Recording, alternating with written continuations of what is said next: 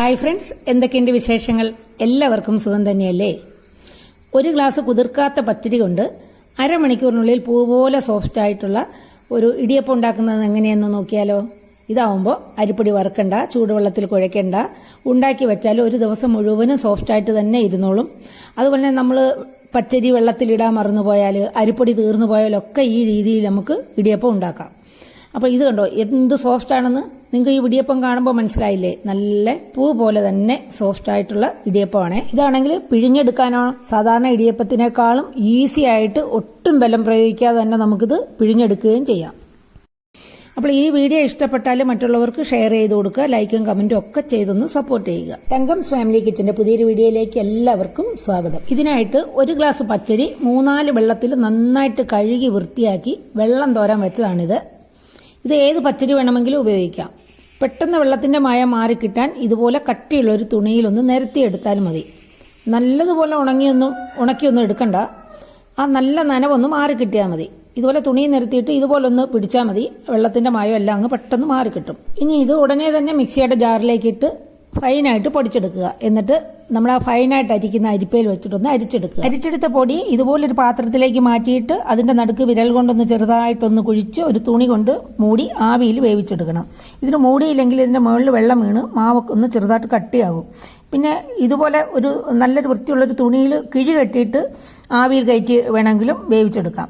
കുക്കറിലാണെങ്കിൽ ഒരു വിസിൽ വന്നിട്ട് ഒരു ലോ ഫ്ലെയിമിലിട്ട് 10 മിനിറ്റ് വെച്ചാൽ മതി, മാവ് വെന്ത് കിട്ടും. ഞാൻ മാവ് വേവിച്ചെടുത്തിട്ടുണ്ട്. വിരൽ കൊണ്ട് ഇങ്ങനെ തൊടുമ്പോൾ നല്ല കട്ടിയായിരിക്കും. അപ്പം നമുക്കിത് നന്നായിട്ട് വെന്തെന്ന് മനസ്സിലാക്കാം.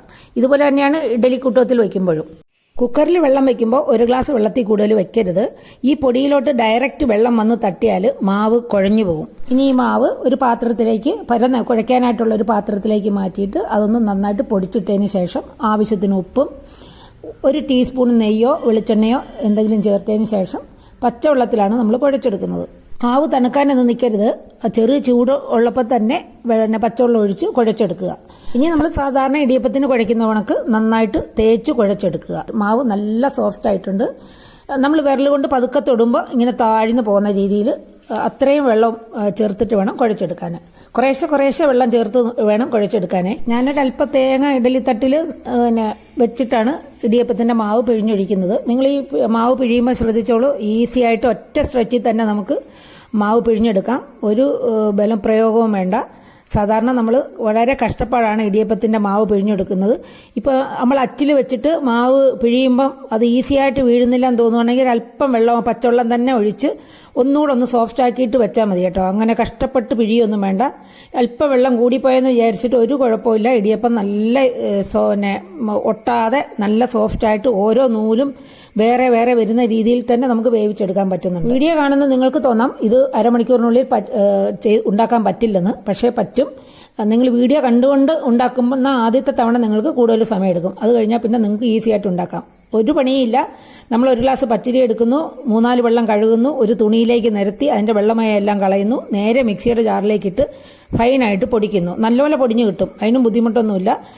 അതിനുശേഷം അത് നമ്മൾ നന്നായിട്ട് അരിച്ചെടുക്കണം. അരിച്ചെടുക്കുന്നുള്ളത് ഒരു പ്രധാനപ്പെട്ട കാര്യമാണ്. അരിച്ചെടുത്ത മാവ് ഒരു ചരുവത്തിലേക്ക് മാറ്റിയിട്ട് കുക്കറിൽ കൊള്ളാൻ പറ്റുന്ന ഏതെങ്കിലും ഒരു പാത്രത്തിലേക്ക് ഇട്ടതിന് ശേഷം തുണി കൊണ്ട് മൂടിയിട്ട് തന്നെ അത് ആവി കയറ്റണം. ഒരു 10 മിനിറ്റ് മതി നന്നായിട്ട് ആവി കയറ്റിയെടുക്കാൻ. ആവി കയറ്റിയ മാവ് ഒരു പരന്ന പാത്രത്തിലേക്ക് മാറ്റിയതിന് ശേഷം അതൊന്ന് പൊടിച്ചിടുക. എന്നിട്ട് അതിലേക്ക് ആവശ്യത്തിന് ഉപ്പും നെയ്യോ വെളിച്ചെണ്ണയോ ചേർത്തതിന് ശേഷം പച്ചവെള്ളം കുറേശ്ശെയായിട്ട് ഒഴിച്ച് മാവ് നല്ല സോഫ്റ്റ് ആയിട്ട് കുഴച്ചെടുക്കുക. ഇത്രയേ ഉള്ളൂ കാര്യം. ഇത് സാധാരണ ബാക്കിയെല്ലാം സാധാരണ ഇടിയപ്പം ഉണ്ടാക്കുന്ന രീതിയിൽ തന്നെയാണ് ഉണ്ടാക്കുന്നത്. വളരെ ഈസിയാണ്. ഇതേ മാവ് കൊണ്ട് നമുക്ക് കൊഴുക്കട്ടയും ഉണ്ടാക്കിയെടുക്കാം. ഞാൻ 2 നിങ്ങളെ കാണിക്കാൻ വേണ്ടിയിട്ട് ഉണ്ടാക്കിയെടുത്താണ്. നല്ല സോഫ്റ്റ് ആയിട്ട് തന്നെ കൊഴുക്കട്ടയും കിട്ടിയിട്ടുണ്ട്. വറുത്ത അരിപ്പൊടി തീർന്നു പോകുമ്പോഴും പച്ചരി കുതിർക്കാൻ സമയം കിട്ടാതെ വരുമ്പോഴൊക്കെ ഈ രീതി നമുക്ക് ചെയ്തെടുക്കാം. തീർച്ചയായിട്ടും ഇങ്ങനെ ഒന്ന് ഉണ്ടാക്കി നോക്കൂ. മറ്റൊരു വീഡിയോയുമായി വരുന്നവരെ stay healthy and happy. Thank you.